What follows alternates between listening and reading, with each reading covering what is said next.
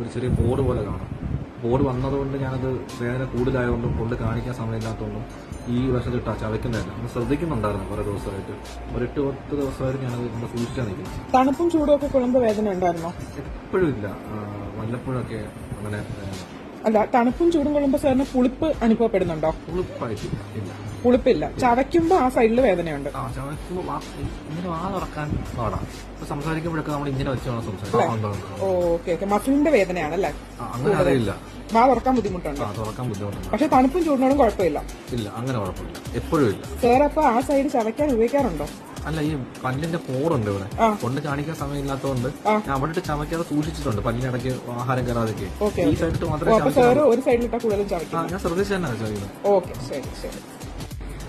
നിങ്ങളുടെ വായിൽ ഇതേപോലെ കേടുള്ള പല്ലുകൾ സൂക്ഷിച്ചിട്ടുണ്ടോ? എങ്കിൽ ഈ വീഡിയോ നിങ്ങൾക്കുള്ളതാണ്. ഒരു പല്ലിന് കേടുള്ളപ്പോൾ ആ വശം വെച്ച് ചവയ്ക്കാതിരിക്കുന്നു, ഫുഡ് കയറും എന്ന് ഭയത്തോടെ. മറുവശം ചവയ്ക്കാൻ ഉപയോഗിക്കുന്നു. അങ്ങനെ വരുമ്പോൾ ആ സൈഡിലെ ജോയിന്റിന് പ്രശ്നം വരുന്നു. ഐഡിയലി നമ്മൾ 2 സൈഡും യൂസ് ചെയ്ത് വേണം ചവയ്ക്കാൻ, അല്ലെങ്കിൽ നമുക്ക് TMJ ജോയിന്റ് ഡിസോർഡേഴ്സ് വരുന്നതാണ്.